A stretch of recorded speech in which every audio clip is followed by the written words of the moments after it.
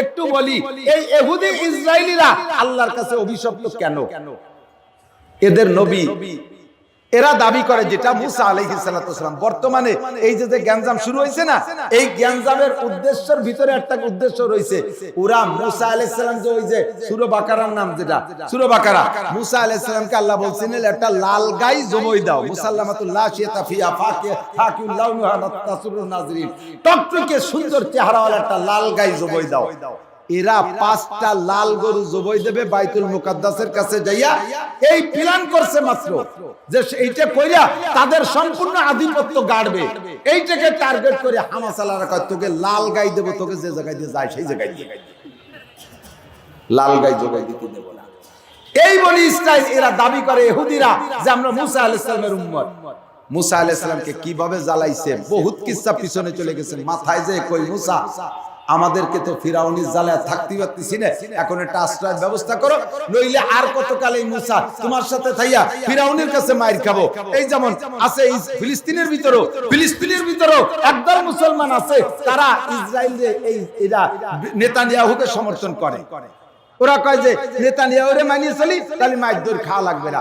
Same বনি ইসরাইলরা মুসা আলাইহিস সালামকে বলতেছে মুসা আর কতকাল মাইর খাবো, তুমি পারলে আমাদের ভালো ব্যবস্থা করো, স্বাধীন রাষ্ট্রের ব্যবস্থা করো, নইলে আমরা ফিরাউনের সাথে মিলে যাব। মুসা আলাইহিস সালাম আল্লাহর হুকুমে এদেরকে নিয়ে হিজরত করে চলে গেলেন, নীল দরিয়া পার হইলেন। কিচ্ছা সবাই জানেন, তারপর আমার একটু বলা লাগবে। নীল দরিয়া পার হইতে যাইয়া রাতারাত হিজরত করছে, ঘাটে চলে গেছে।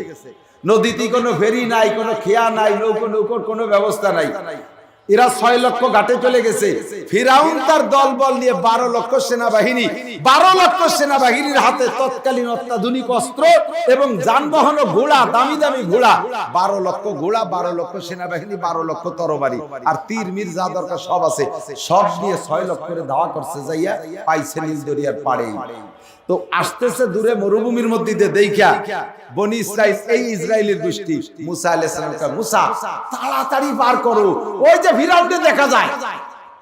মুসা আলাইহিস সালাম আরে ওই ফিরাউন 3-4 মাইল দূরত্বে দেখা যাচ্ছে, সরের পর তো ফাঁকা জায়গা। তো বলতেছে আরে না মুসা মানে ফিরাউন কই, ও তো কি কালো কি যেন দেখা যাচ্ছে। কয় যে আপনি লক্ষ্য করেন নাই সেই বড় দামলাটাই তো ওই যে সামনের ঘোড়ার পর বসা। ফিরাউন সামনে দাতালটা তো যে আগে দেখতে দেখতে চিনাচিনি হয়ে গেছে, সত্যি আইছে। আর এরা কয় তাড়াতাড়ি পার করার ব্যবস্থা করে। মুসা আলাইহিস সালাম কয় সবর কর, ধৈর্য ধর, ফাসবির, সবর কর, আল্লাহ এক ব্যবস্থা করবে। এরা কয় যে এদিকে ফিরাউন মারতে চলে আসছে আর আপনি কোন সবর করতে? সবর তো করব নদীর উপর যাইয়ে, আগে পার করেন পরে সবর করব, নইলে কোন না পারলে সারেন্ডার করি ফিরাউনের সাথে মিলে যায়, মাইর খাওয়া যাবে না।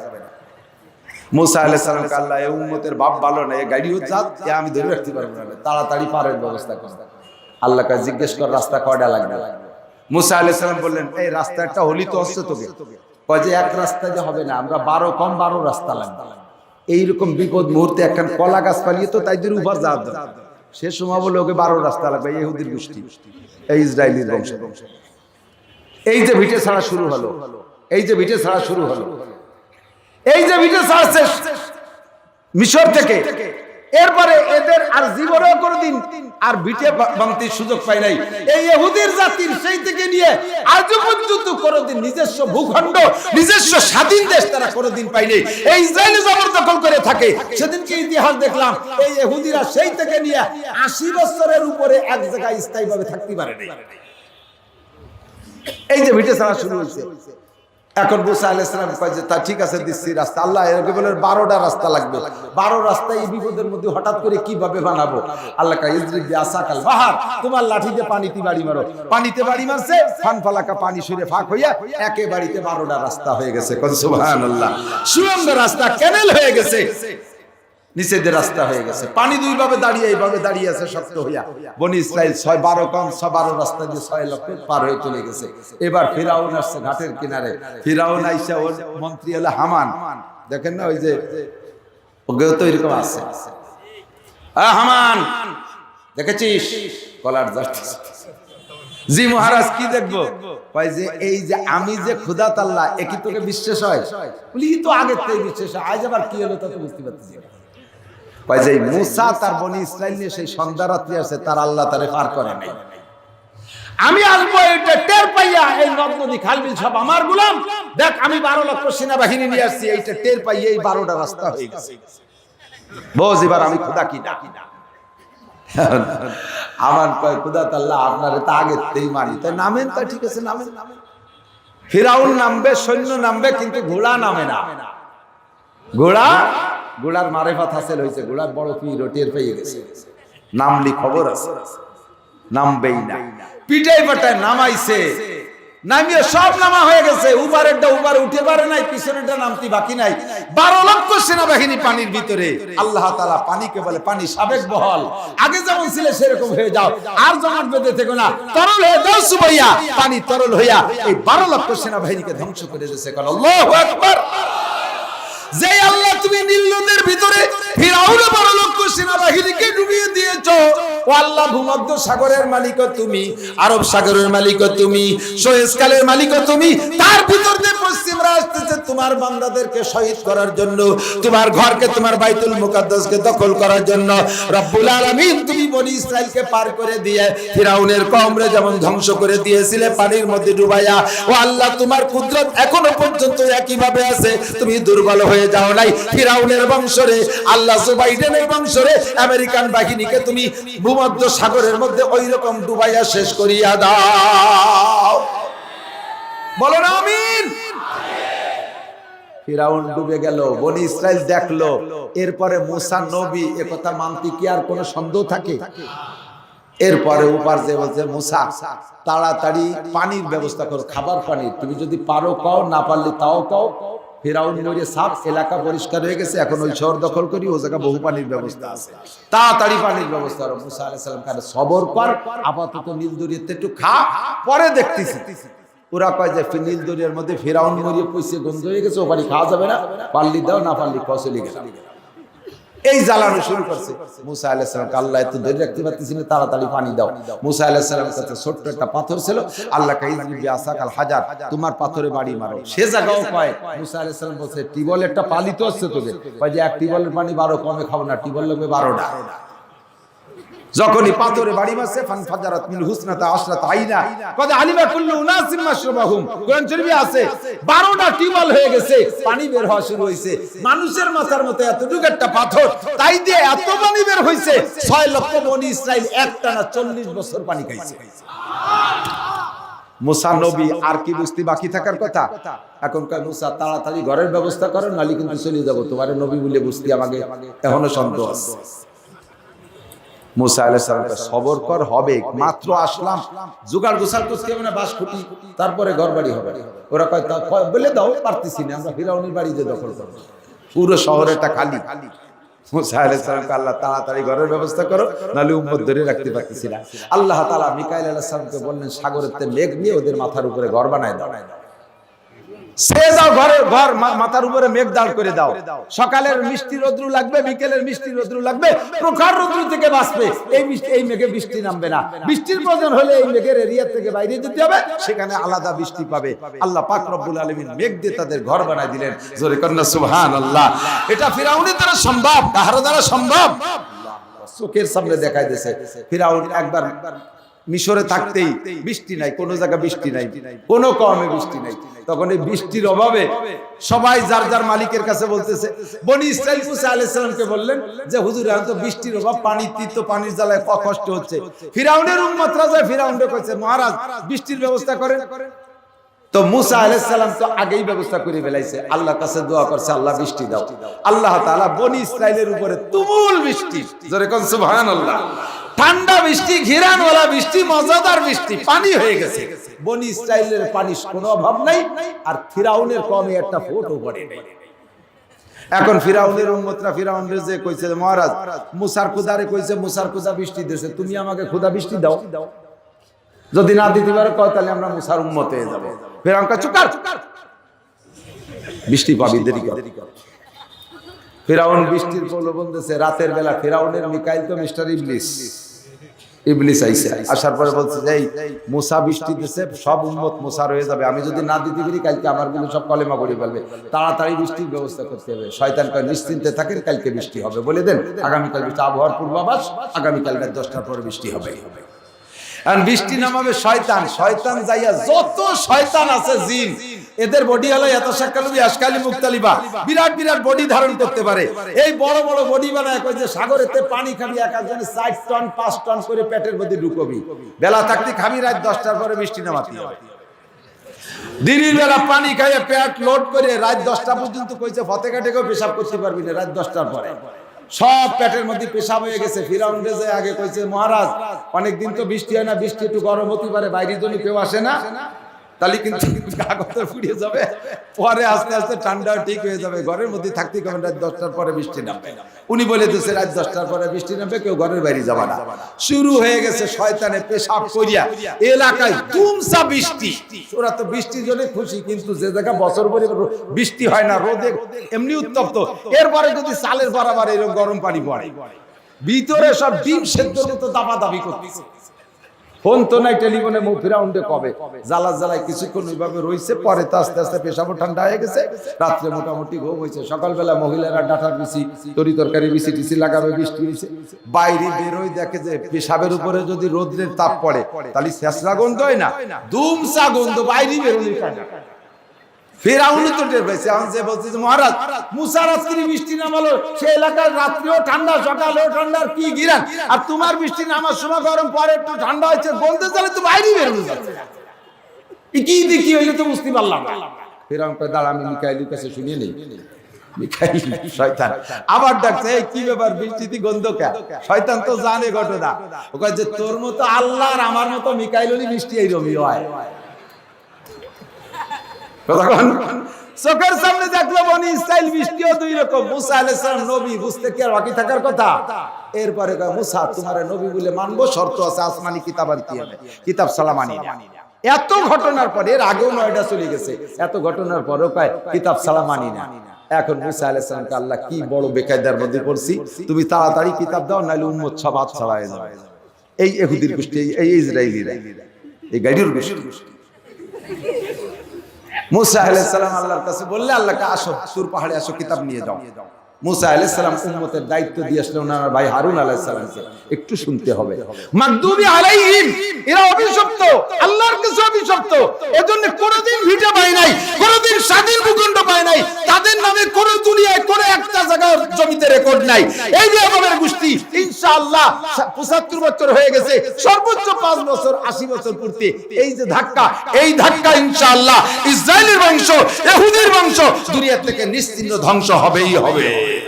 এরা মাগদুবি আলাইহিম, আমরা দোয়া করছি গায়রিল মাগদুবি আলাইহিম। অভিশপ্ত কিভাবে সেই কথাটা একটু বলবো, কষ্ট হচ্ছে আপনাদের? মুখস্থ রাখেন, ইতিহাস মনে রাখেন। আমি কোরআন শরীফ থেকে বলতে যে হাফেজ নাবিতে সব আয়াত পড়তে পারতেছি না।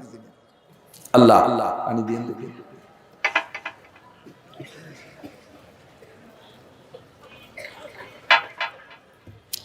এখন কিতাব লাগবে।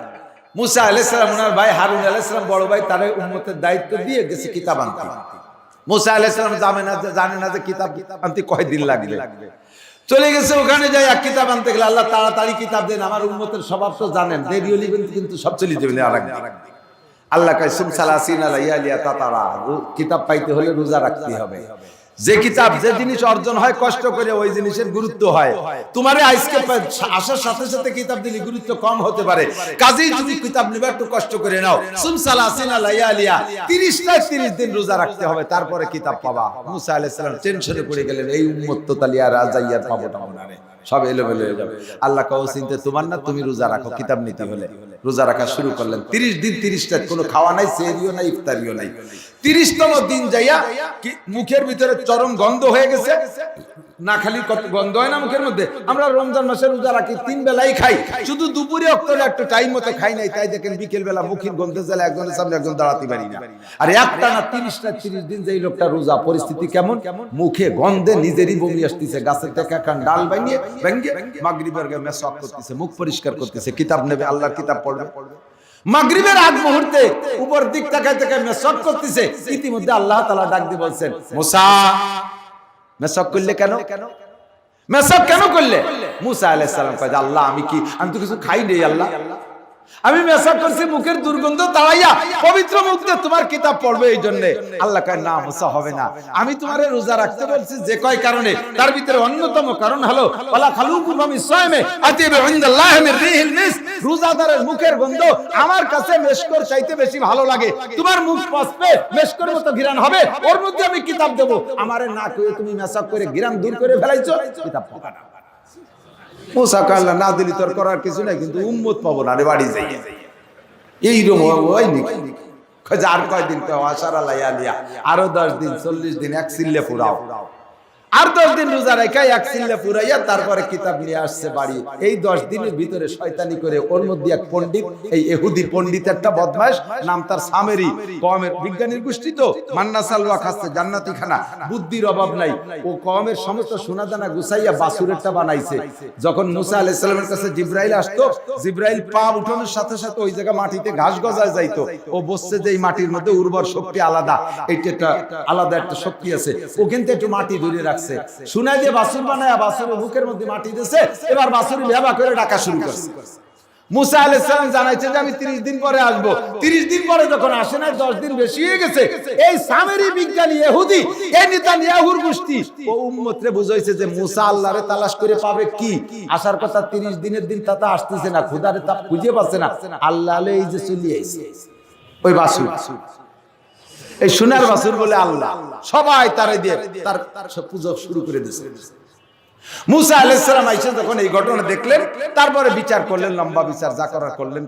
ওই সামেরিডারে ধরিয়ে চরের মধ্যে খুঁটো গাড়ি বাঁধিয়ে দিয়ে না খাওয়াইয়া শুকোয় শেষ করে মারি ফেলেছে। এখন বলতেছে বনি ইসরাইল, মুসা তুমি 40 দিন বসে বসে কি কিতাব লিখে আনছো কও। মুসা আলাইহিস সালাম এই মাইপি জুবি কথা কইছ, আমি লিখছি, আল্লাহ দেশে তাই নিয়ে আইছি তাই কও। আচ্ছা ঠিক আছে, যা হইছে হইছে, তুমি কি লিখে আনছো কও। উম্মত যত বেকা, শরীয়ত তত কড়া।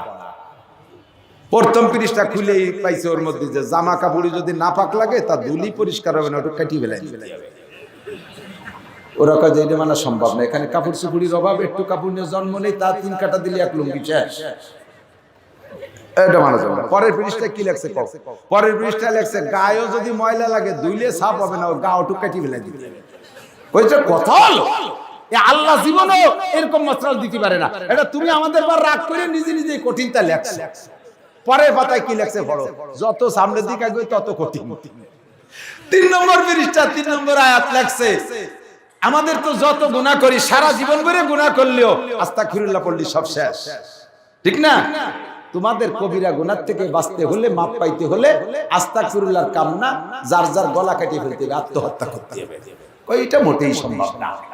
এই একটা আয়াত আল্লাহ নাযিল করে নাই, এ সব তুমি লেখছো। মুসা আলাইহিস সালামকে আল্লাহ কোন বিপদে পড়লাম, জিজ্ঞেস কর তাহলে বিশ্বাস করবে কি হলে। ওরা এবার কয় যে এই কথাগুলো যে আল্লাহ বলছেন, এটা স্বয়ং আল্লাহ নিজে আমাদের সামনে বসে আমাদের বলবে, তাহলে বিশ্বাস করবো, নইলে বিশ্বাস করি না। মুসা আলাইহিস সালামকে আল্লাহ দেখছো কোন বিপদে ঠেয়াইছেন। আল্লাহ বললেন কোনো ঝামেলা নাই, নিয়ে আসো, কে কে দেখবে, কে কে আমার অসম্ভব ডেকে নিয়ে আসো। 12 কওমের থেকে 6 12 72 জন, ওনারা 2 ভাই সহ আর 70 জন, মোট 72 জনকে নিয়ে গেছে আল্লাহর ওয়াজ শোনানোর জন্য। বসাই দিয়েছে ময়দানে তিহের ভিতরে। লক্ষ লক্ষ ফেরেশতা আল্লাহ তাআলা নাজিল করে জমিনটাকে কালো করে ফেলাইছে। ফেরেশতাদেরকে বলছে তোরা জি জি জি জি শব্দ করবি, সূর্যের আলো মাটিতে পড়তেছে না, এত ফেরেশতা নাজিল করছে। শব্দ করবে কেন? কয় যে যদি নিরিবিলি থাকে তাহলে আমি এর মধ্যে যদি কথা বলি, ওরা তো যে বিয়াদবের বংশ, ওরা কবে না যে কার কথা না কার কথা শুনলাম বুঝতে পারলাম না। কাজেই সব শব্দ থেকে মজলিসটাকে বিরত করে শুধু আমার শব্দটাই ব্যতিক্রম ভাবে শুনতে পারবে, এইভাবে পরিবেশ কর। ফেরেশতারা সেইভাবে পরিবেশ করছে, জি জি জি জি শব্দ করতেছে। এর মধ্যে আল্লাহ তাআলা ওয়াজ শুরু করে দিয়েছেন। আল্লাহ তাআলা ওই 72 জন শুনতেছে। 1 নম্বর ওয়াজ, মা ইয়ানতিকু আনিল হাওয়া ইন হুয়া ইল্লা ওয়াহয়ুন ইউহা।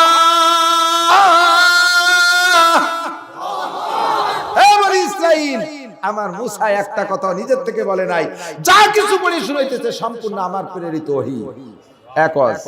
2 নম্বর ওয়াজ, মা তাকুমুর রাসূলু ফাখুযুহু ওয়া মা নাহাকুম আনহু ফান্তাহু। আমার নবী মুসা তাওরাত পড়ে যেটা হুকুম করে আমল করতে ওইটা করবি, যেটা ছাড়তে বলে ওইটা ছাড়বি। এটা আমি পড়ছি কোরআন শরীফের আয়াত, এরই মজমুন তাওরাতের ভিতরে। মুসা আলাইহিস সালামকে আল্লাহ তাআলা উম্মতকে এটা শুনিয়ে দিয়েছেন। দুই কথায় ওয়াজ শেষ হয়ে গেছে না সব? যা করার তাই করবি, যা ছাড়ার তাই ছাড়বি। দুই কথায় ওয়াজ শেষ, মজলিস ভেঙে গেছে। মুসা আলাইহিস সালাম এবার জিজ্ঞেস করতেছে বনি ইসরাইল, ওই 70 জনরে, এই শুনছিস আল্লাহর ওয়াজ শুনছিস তো? আর তোর বাড়িতে ঘাড়িমি করবি না? ওরা কয় যে আল্লাহ করলো না ওয়াজ, শয়তানে করলে তো বুঝতে পারলাম না, বক্তার মুখ না দেখতে পারলি ভুসায়। আমি আপনাদের এলাকায় আসছিলাম এক জায়গার নাম কব না, এটা কোন থানা? ডুমুরে। তালি থানা কই না, না তাও কব না। আচ্ছা কই তাও অসুবিধা নেই। কেশবপুর। 25-26 বছর আগে অজের জগতে সবে মাত্র একটু সূচনা। আসছি, আইসা দেখি বনি ইসরাইল ওই জায়গা পাইছি। দূরে একটা হেফজখানা আমারে বসতি দেশে, ওই হেফজখানার মাহফিল ওখান থেকে বেশ খানিক দূরে। তা আমার আগে 5 বক্তা ওয়াজ করছে, বক্তারা ওয়াজ করে করে বসে রয়েছে। আমি ছোট হলি অপরিচিত, শেষ তারপরও প্রধান বক্তা বানায় রাখছে আমারে। আমার নেছে শেষে আমি স্টেজে যে দেখি ওই 5 বক্তা আমার অসংখ্য বলে রয়েছে। লোক এত না হলেও এই 2 ক্ষেত্র হবে, এই 2 মাসের 2 ক্ষেত্রতে এরকম হবে। মাঝখানে স্টেজের মাঝখান থেকে একটা সুতো টানানো, সেরকম একটা সুতো। ডাইন পাশে এই জায়গা থেকে পুরুষ, বাম পাশে এই জায়গাতে সব মহিলা, একেবারে ওপেন খোলাখুলি। দেখে আমার মাথা ঘুরে গেছে, আল্লাহ এ মাহফিল তুমি কোনোদিনও দেখিনি, এখন বিপদে ফেলাই। আমি যাইয়ে কইতেছি, ভাই আমার আগে যে 5 বক্তা বয়ান করছে তাদের ঈমান আকীদা অনেক ভালো, তাদের ঈমানের পর তাদের বিশ্বাস আছে, তারা ঈমানে শক্তিশালী, এজন্য মহিলারা সামনে থাকলেও তাদের মন খারাপ হয় নাই। আমি বড় ঈমানে দুর্বল, আমার এই দেখি আমি ওয়াজ করতে পারবো না, একটু মহিলারা উঠতে হবে, নইলে আমি ওয়াজ করতে পারবো না। এখন এত আমি দেখি নাই দুনিয়া আখিরাতে কোন জায়গা। বক্তারা ওই শুনে পিছনে তো উঠে চলে গেছে, স্টেজের পরিচালক সব চলে গেছে। পুরুষটা চুপ করে বসে রয়েছে, যে বিটিকের সাথে আমার লাগে। আর বিটিরা কইতেছে, হুজুর একটু আগে এই জায়গা কালেকশন হয়েছে, পুরুষ গাইছে যে আমরা বিটিরা টাকা দিছি বেশি, কাজে আমরা মাঠ ছাড়বো না। আপনি করেন, আপনি আমাকে দিক তাকাবেন কেন? কদি কি জায়গায় পড়ছি? আমি না আপনারা একটু জান, পর্দার আল্লাহ যে শুনে মাইকের শোনা যাচ্ছে। ওরা কয় বক্তার মুখ না দেখলে তৃপ্তি পাওয়া যায় না। এই বনি ইসরাইল বইছে। শেষ উঠোই দিলাম, উঠোই না উঠে আমি বয়ান করি নাই। ওই সাথে সাথে পুরুষটাও চলে গেল। 20-50 জন ছিল তবলিগ সরমনার লোক, তারা আমার সাথে বসেছিল। অস্করে মাদ্রাসায় গেছি, যে দেখি যে মাদ্রাসায় কেউ নেই, যারা মানে কেউ নেই না, তারা যারা আছে সব যার বিছানা পাটি বানায় টানা একটু শুয়ে পড়ছে। আমি তো অজের আগে কোনোদিন খাই না, ওদিনও খাই না, যে আমার জন্য খাবারও নেই, বিছানাও নাই। তাকে সাথে ঝামেলা হয়ে দিয়ে গেছে, রয়েছি হাবের সাপের পাতদারে একটু বসে রয়েছি। সকালবেলা উঠে দিয়ে যে কেউ নেই, আমার আসার বারোটা ডাও দিয়ে। আর সে সময় তো বিকাশ আসে নাই। এক দোকানের থেকে 50 টাকা না 100 টাকা কর্জ করে নিয়ে যাইয়ে পরে মাদ্রাসাতে তার নামে মানি অর্ডার করে পাঠাইছে। এই বনি ইসরাইল কয় আল্লাহ ওয়াজ করলো না, কিরা করলো, মুখ না দেখতে পারলি ফুসায়। কোরআন শরীফে আছে আরিন আল্লাহ জাহরাতান, মুসা আলাইহিস সালামকে বলতেছে আরিন আল্লাহ জাহরাতান। এই মুখস্থ আছে, আমরা তৃপ্তি পাচ্ছি না, আল্লাহর সামনে আইসি ওয়াজ করতে হবে, আল্লাহ আসতে হবে, আল্লাহর দেখাইতে হবে। মুসা আলাইহিস সালামকে আল্লাহ এই কোন বেকায়দার মধ্যে ফেলে দিয়ে মুসা কয়, হে বনি ইসরাইল, আমি আল্লাহ পাককে দেখতে চেয়েছিলাম, আমি বলেছিলাম রব্বি আরিনি আনজুর, আল্লাহ তোমাকে একটু দেখবো। আল্লাহ বলেছিলেন ক্বালা লান তারানি, মুসা আমার দেখে সহ্য করতে পারবা না। আমি বারবার পিড়ি করার পরে আল্লাহ বললেন আমি একটু নূর রাখবো তুর পাহাড়ে, ফাইন ইস্তাকাররা মাকানাহু ফাসাফা তারানি, ওইটুক দেখে যদি সহ্য করতে পারিস তারপরে আমার পূর্ণ নূর দেখবি। ফালাম্মা তাজাল্লা রাব্বুহুল জাবাল, আল্লাহ পাক যখন তুর পাহাড়ের উপরে সামান্য একটু তার কুদরতি নূর রাখলেন, জালাহু দাক্কা ওয়া খাররা মুসা সাইকা, তুর পাহাড় টাস করে ফাইটা পুড়ে ছাই হয়ে গেল। আর আমি মুসা অজ্ঞান হয়ে গেলাম। আমি নবী হইয়া দীর্ঘদিন আল্লাহ পাকের সাথে গল্প করার পরেও আমি আল্লাহকে দেখে সহ্য করতে পারি নাই। বনি ইসরাইল তোরা পারবি না, যতটুকু পাইছি এরপর খুশি হয়ে বাড়ি চল, আল্লাহরে দেখতে চেষ্টা তালি কিন্তু শেষ হয়ে যাবি। ওরা কয় দেখাতে পারবা না, মানে কৌশল করে এড়াই যাচ্ছে। এই ইহুদি গোষ্ঠী, ইসরায়েলি নেতানিয়াহু গোষ্ঠী। মুসা আলাইহিস সালামকে আল্লাহ আমি আর পারলাম না, ছেড়ে দিলাম, যা হলো তুমি করো। আল্লাহ কয় যে এখনের থেকে দায়িত্ব আমার, তোমার দায়িত্ব শেষ। তুমি যতদিন আমার ওয়াজ শুনাইছো ততদিন তুমি ওয়াজ করছো, এখন কিন্তু আমি ওয়াজ করছি, খেলা ফাইনাল পর্যন্ত আমি নেব, তুমি চুপ থাকো। দেখা হবে ওদের সাথে। আজরাইল আর জিবরাইলকে ছেড়ে দিয়েছে আল্লাহ তাআলা, মাঠে বিশাল বডি করে দুইজন দাঁড়াইয়া এমন জোরে চিৎ মারছে, মুসা আর হারুন আলাইহিস সালাম বাদে বাকি 70টা মরে গেছে জায়গায়, কলজে ফেটে সবকটা শেষ। এখন মুসা আলাইহিস সালাম কইতেছে, আল্লাহ মরলো তো ওরা মরলো, কিন্তু আমার তো বাড়ি যার কাছে, বাড়ি গেলি ওকে বংশধররা কবে যে আমাকে মুরব্বীকে দল দল ধরে নিয়ে মারা তুমি প্ল্যান করছো, এগে না বাসায় দিলি বাড়ি যেতে পারবো না। সুম্মা হিয়াহুম, আল্লাহ তাআলা তাদেরকে আবার জীবিত করে দিয়েছেন সঙ্গে সঙ্গে, সুবহানাল্লাহ। এখন মুসা আলাইহিস সালাম জিজ্ঞেস করছে, এই আল্লাহ আছে, বিশ্বাস হয় তোকে এইবার বিশ্বাস হয়? হয়। কয় যে হুজুর এই জায়গা থেকে জায়গা ছাড়ে আছে, আজরাইলি বিটে চিনিয়ে ফেলেছে, একবার মরে বাঁচছি, ভিড়ে মরলি আর বাঁচবো না, পরে করছি আগে সরেন দিয়ে জায়গাতে চলেন সরিয়েছে। সব বিশ্বাস করি, কোনো টেনশন নাই, আজকে থেকে ওয়াজ আপনার করা লাগবে না, ওয়াজ যা করার আমরা করব। বনি ইসরাইল তো 6 লক্ষ আলাদা প্যান্ডেল ট্যান্ডেল করে বসে রয়েছে, আল্লাহর সাথে দেখা করে আসতে, যে ভিআইপি পারসন এদের অপেক্ষায় আছে প্যান্ডেল করে। এই 72 জন গেছে, যার পরে স্টেজে উঠছে মুসা আলাইহিস সালাম আর হারুন আলাইহিস সালাম, ওরাই বসার একটু চুপ করেন, এখন বয়ান আমরা করি। ওরা বয়ান শুরু করছে, হ্যাঁ বনি ইসরাইল সাবধান থেকো, মুসা আলাইহিস সালাম হারুন আলাইহিস সালাম তৌরাতের সাথে বিয়াদবি করলি মরছো, আমরা যেটুকু করছি আমরা একবার মরে বাঁচছি, তোমরা মরলে আর বাঁচবা না।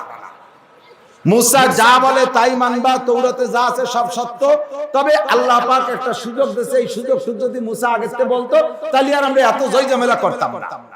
মুসা আলাইহিস সালাম কাঁপি উঠছে, এই কি সুযোগ আবার কি শুনলি? কয় কি যে আল্লাহ বলছে যে যেটা পারো আমল করো, যেটা না পারো দরকার নাই, এই সুযোগটুকুই তো আমাকে দরকার ছিল। এটা যদি আপনি আগের থেকে বলতেন তাহলে কি আমরা এত দূর যাই? মুসা আলাইহিস সালাম কয়, এই ও কর্ণে কলো, এ কথা কোন সময় কলো? কয় যে কইছি আপনাকে আপনি খেয়াল করেন। মুসা আলাইহিস সালাম কয়, আমরা দুই ভাই সব সময় জীবিত, তোরা 70 জন মরিও গেলি, ফাঁকে আল্লাহ এই কলো, তোরা শুনলে আমরা শুনলাম না।